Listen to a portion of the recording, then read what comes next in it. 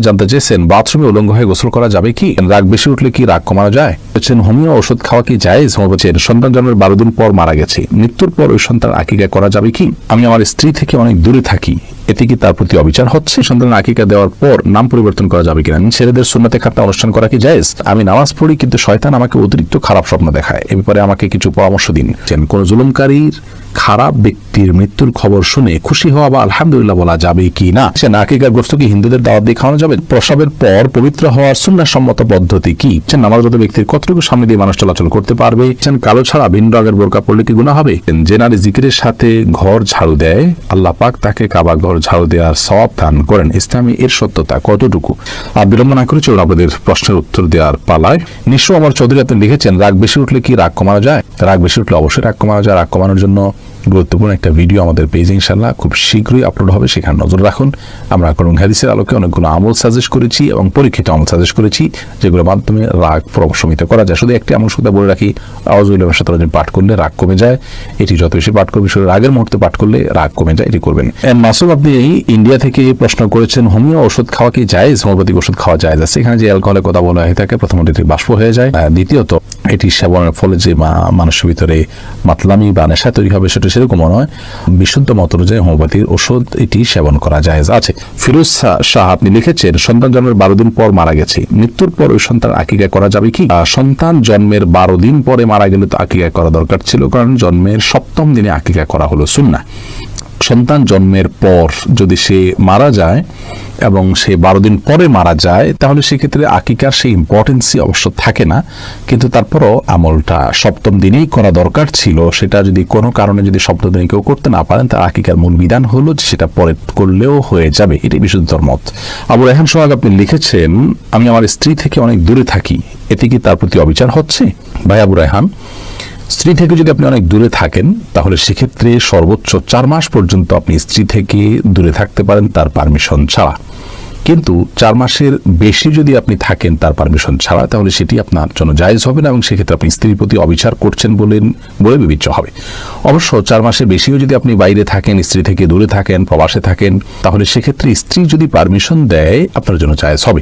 স্ত্রী যদি আপনার জন্য অনুমোদন করে যে হ্যাঁ ঠিক আছে আমি সবর করব, আমার আব্রুকে আমি রক্ষা করে চলবো এবং আমাদের কল্যাণার্থে আপনি থাকছেন বাইরে বা দূরে, তো সেটি তিনি যদি মেনে নেন তাহলে আপনার জন্য জায়েজ হবে। তার মানে আপনি বাইরে থাকতে হলে দীর্ঘ সময় পর্যন্ত আপনাকে সংশ্লিষ্ট দেশের ভিসা যেরকম নিতে হবে, আপনার নিজের দেশ থেকে যেরকম ক্লিয়ারেন্স নিতে হবে, একইভাবে আপনার স্ত্রী থেকেও ভিসা বা অনুমোদন নিতে হবে যদি আপনি বিবাহিত হয়ে থাকেন। বিষয়টি আমাদের অনেক ভাইয়ের আসে বা বিবেচনা করেন। আমি অনেক প্রবাসীর কথা জানি যাদের স্ত্রীগণ অভিযোগ করেন যে আমার স্বামী শুধু টাকার জন্য, পয়সার জন্য বাহিরে পড়ে থাকেন, আমি চাই না সে সেখানে এত দীর্ঘ সময় পড়ে থাকুন, টাকার লোভে তিনি সেখান থেকে আসতে পারেন না। এই কাজগুলো অত্যন্ত গর্হিত। হ্যাঁ, স্ত্রী যদি অনুমোদন করে তাহলে সেক্ষেত্রে সেটি জায়েজ আছে। নবী করিম সাল্লাল্লাহু আলাইহি ওয়াসাল্লাম বুখারী হাদিসে বলেছেন, ওয়া ইন্না লিযাওজিকা আলাইকা হাক্কা, নিশ্চয়ই তোমার জীবন সঙ্গীর অধিকার রয়েছে তোমার প্রতি, অতএব তার হক, তার অধিকার পূরণ করতে হবে। গাজী হাবিবুর রহমান আপনি লিখেছেন, সন্তানের আকিকা দেওয়ার পর নাম পরিবর্তন করা যাবে কিনা? যাবে, কোনো অসুবিধা নাই। আকিকা দেওয়ার পরও যদি নামের ভিতরে খারাপ কোনো অর্থ থাকে সে নাম পরিবর্তন করতে পারবেন। রাসিন আপনি আইডি থেকে লিখেছেন, ছেলেদের সুন্নাতে খাতনা অনুষ্ঠান করা কি জায়েজ? খাতনাকে কেন্দ্র করে আসলে কোনো আনুষ্ঠানিকতা সুন্নাহ দ্বারা নির্দিষ্ট নয়, তবে কোনো সারাফ থেকে এরকম অনুষ্ঠানের কথা পাওয়া যায়। আজকাল আমাদের দেশে খাতনার অনুষ্ঠানটাও এমন পর্যায়ে চলে গেছে যে অন্য সব অনুষ্ঠানের মতো এটাও একটা চাঁদাবাজির উপলক্ষে পরিণত হয়েছে। এরকমটি করা উচিত নয়। আপনি হাসান চৌধুরী আপনি লিখেছেন, আমি নামাজ পড়ি কিন্তু শয়তান আমাকে অতিরিক্ত খারাপ স্বপ্ন দেখায়, এ ব্যাপারে আমাকে কিছু পরামর্শ দিন। আপনি নামাজ পড়েন, শয়তান আপনাকে খারাপ স্বপ্ন দেখায়, খারাপ স্বপ্ন দেখলে করণীয় কি? এই বিষয়ে আমাদের একটা ভিডিও আছে, দেখে নেবেন। সংক্ষেপে আমরা বলছি, আপনি যদি খারাপ স্বপ্ন দেখার পর ঘুম ভেঙে যায়, তাহলে বাম দিকে 3 বার থুতু ফেলবেন। সে থুতুটা হবে আলতো ভাবে, জাস্ট ওই যে শুয়ের আগা যে পানি থাকে এরকম পরিমাণে থুতু আপনি পাওয়া ফেলবেন 3 বার এবং আমানতু বিল্লাহি ওয়া রাসূলিহি এরকম আপনি দোয়া পড়বেন এবং যদি সম্ভব হয় উঠে ওযু করে 2 রাকাত নামাজ পড়বেন এবং যে কাজে থাকেন সে কাজ পরিবর্তন করে ফেলবেন। এই কাজগুলো হলো মোটামুটি আপনার আমার করণীয় যদি দুঃস্বপ্ন দেখি আমরা তখন। সাইদা এলিজা সুলতান লিখেছেন, কোন জুলুমকারীর খারাপ ব্যক্তির মৃত্যুর খবর শুনে খুশি হওয়া বা আলহামদুলিল্লাহ বলা যাবে কি না? জুলুমকারী ব্যক্তি বা খারাপ ব্যক্তি তার থেকে মানুষ মুক্তি পেয়েছে, এরকম হলে মানুষ যে মুক্তি পেয়েছে এই বিবেচনায় আলহামদুলিল্লাহ বলা যেতে পারে, শুকরিয়া আদায় করা যেতে পারে। এমনি আরিফ সরকার আপনি লিখেছেন, আকিকার গোশত কি হিন্দুদের দাওয়াত দিয়ে খাওয়ানো যাবে? যাবে। কোরবানির গোশত যেরকম অমুসলিমদেরকে খাওয়াতে পারবেন, আকিকার গোশত অমুসলিমদেরকে খাওয়াতে পারবেন, কোনো অসুবিধা নেই। নাকিব খান আপনি লিখেছেন, প্রসবের পর পবিত্র হওয়ার সুন্নাহসম্মত পদ্ধতি কি? প্রসবের সিটা গায়ে বা কাপড়ে লাগলে করণীয় কি? পেশাব বসে করবেন যাতে করে আপনার পেশাবের ছিটা গায়ে না লাগে, এবং যদি গায়ে লেগে যায় এবং ছিটাগুলো হয় যে শুয়ের আগাতে যে পরিমাণ পানি থাকে ওই পরিমাণ ছোট ছোট ছিটা, তাহলে সেক্ষেত্রে অসুবিধা নেই। তারপরেও আপনি সম্ভব হলেও জায়গাটা ধুয়ে ফেলবেন বা মুছে ফেলবেন। ধুয়ে ফেলাই উচিত, ধোয়ার কিছু না থাকলে আপনি বিকল্প হিসেবে মুছে ফেলবেন। কারণ নবী সাল্লাল্লাহু আলাইহি ওয়াসাল্লাম বলেছেন, ইসতানজিহু মিনাল বাউল, তোমরা পেশাব থেকে পবিত্র থাকো, ফাইন্না আম্মাতা আযাবুল কবর মিনহু, বেশিরভাগ আযাবুল কবর হয়ে থাকে এই পেশাব থেকে পবিত্র না থাকার কারণে। বিধায় এটি আমাদের করা উচিত এবং চেষ্টা থাকা উচিত। এগুলো ইসলাম লিখেছেন, নামাজরত ব্যক্তির কতটুকু সামনে দিয়ে মানুষ চলাচল করতে পারবে? নামাজি ব্যক্তির দৃষ্টির যে সীমানা এটার বাইরে দিয়ে তিনি চলতে পারবেন। সাধারণত সুন্নাহসম্মত পদ্ধতি সালাত আদায় করলে সিজদার সীমানার দিকে তাকালে সিজদার পাশাপাশি আর সামান্য একটু জায়গা তার দৃষ্টি এরিয়াতে থাকে, তার বাইরে দিয়ে তিনি চলতে পারবেন। আফরোজা ইসলাম লিখেছেন, কালো ছাড়া ভিন্ন রঙের বোরকা পরলে কি গুনাহ হবে? না, গুনাহ হবে না। আপনি এমন বোরকা পরবেন বা এমন পোশাক পরবেন যেই পোশাক অন্য পুরুষের দৃষ্টিকে আপনার দিকে খুব বেশি আকৃষ্ট না করে, খুব বেশি চাকচিক্যপূর্ণ না হয়, এরকম পোশাক পরবেন। সেটা কালো হওয়াটা এখন আবশ্যক নয়, তবে খুব বেশি সেটা আপনার আকর্ষণীয় এবং খুব বেশি অন্যের দৃষ্টিকে কাটতে পারে এরকম যেন না হয়, সেদিকটা খেয়াল করবেন। সাদা হতে পারে, কালো ছাড়া অন্য কোনো সাধারণ যে কালারগুলো আছে যেগুলো খুব বেশি অন্যের দৃষ্টিকে আকৃষ্ট করে এমন না, এরকম কালার হতে পারে। জানতে চেয়েছেন, বাথরুমে উলঙ্গ হয়ে গোসল করা যাবে কি? বাথরুমে কিংবা টয়লেটে যেখানে আপনাকে অন্য কেউ দেখতে পাচ্ছে না এরকম জায়গায় গোসল করলে আপনি শরীরের সমস্ত কাপড় চোপড় খুলে বিবস্ত্র অবস্থায় গোসল করলে সেটি হারাম বা সরাসরি নিষিদ্ধ কোনো কিছু হবে না।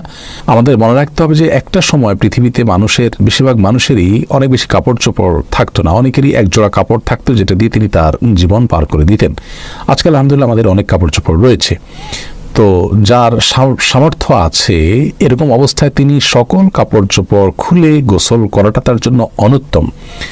একজন সাহাবী নবী আকরাম সাল্লাল্লাহু আলাইহি ওয়াসাল্লামকে এই ধরনের একটি প্রশ্ন করেছিলেন, তিনি তখন তার জবাবে বলেছিলেন যে লাল্লাহু আহাক্কু আন ইউস্তাহিয়া মিনহু, কেউ একাকী আছেন, নির্জনে আছেন, তাকে কেউই দেখছে না, এমত অবস্থায় তিনি সকল কাপড় চোপড় খুলে ফেলবে।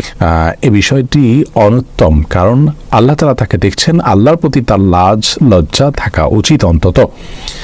আর এটি নানান দিক থেকে আমাদের জন্য ক্ষতিকর বটে, মানুষের স্বাভাবিক লজ্জা এটাও কমে যায়। এজন্য একান্ত প্রয়োজন না হলে বাথরুমে উলঙ্গ হয়ে গোসল না করাটা উত্তম। আমাদেরকে নবী আলাইহিস সালাম যে নির্দেশনা দিয়েছেন, বোঝা যায় নবী সাল্লাল্লাহু আলাইহি সাল্লাম প্রয়োজন ছাড়া বিবস্ত্র হওয়ার বিষয়টিকে পছন্দ করতেন না। তবে যদি কেউ বিবস্ত্র হন, তিনি একাকী আছেন, কেউ দেখছে না, তো সেটা তার জন্য হারাম হবে না। একটা হলো অনুত্তম, একটা হারাম, দুটো জিনিস, কিন্তু হারাম হবে না বিষয়ের কারণে, গুনাহ হবে না ওটার কারণে, কিন্তু অনুত্তম হলো একজন মুসলমান অনুত্তম কাজ থেকে বেঁচে থাকার চেষ্টা করবেন, কিন্তু প্রয়োজন হলে তিনি এটি করতে পারেন। অতএব গোসলের সময় অন্তত নাভি থেকে হাঁটু পর্যন্ত সতেরো জায়গাটুকু ঢেকে থাকে এরকম গামছা বা তোয়ালে বা লুঙ্গি কোনো কিছু পরনে থাকলে অবস্থায় গোসল করাটাই হলো ভালো, প্রয়োজন হলে। এরপরে রোমানা মালিক আপনি লিখেছেন, নামাজের সময় আঙ্গুল নাড়ানোর বিধান কি? নামাজের সময় আমরা যখন তাশাহুদ পড়ি তখন আমরা যে তাশাহুদের মধ্যে মূলত তাশাহুদ মানে হলো সাক্ষ্য দেওয়া, আমরা সেখানে মূলত সাক্ষ্য দিয়ে আল্লাহর কর্তব্য এবং মুহাম্মদ সাল্লাল্লাহু আলাইহি ওয়াসাল্লামের রিসালাতের, তার রাসূল হওয়ার সাক্ষ্য দেই।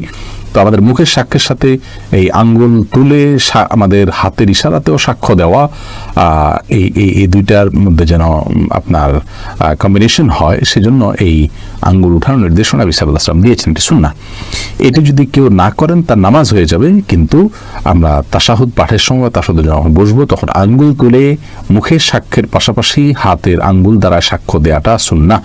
এ সময় আঙ্গুল নাড়াতে থাকবো নাকি শুধু সাক্ষ্য দেব, এ বিষয়ে আমরা বারবার বলেছি যে ওলামায়ে কেরামের দুটি মতই আছে, অনেকে নাড়ার কথা বলেন, অনেকে সাক্ষ্য দেওয়ার কথা বলেন। এক্ষেত্রে শুধুমাত্র তুলে ধরে সাক্ষ্য দেওয়া এবং শেষে নামানো এটা অধিকতর যুক্তিযুক্ত, কারণ এক্ষেত্রে বেশিরভাগ হাদিসগুলোতে ইশারা করার কথা বলা হয়েছে যা তোলা এবং নামানোর মাধ্যমে হয়ে থাকে।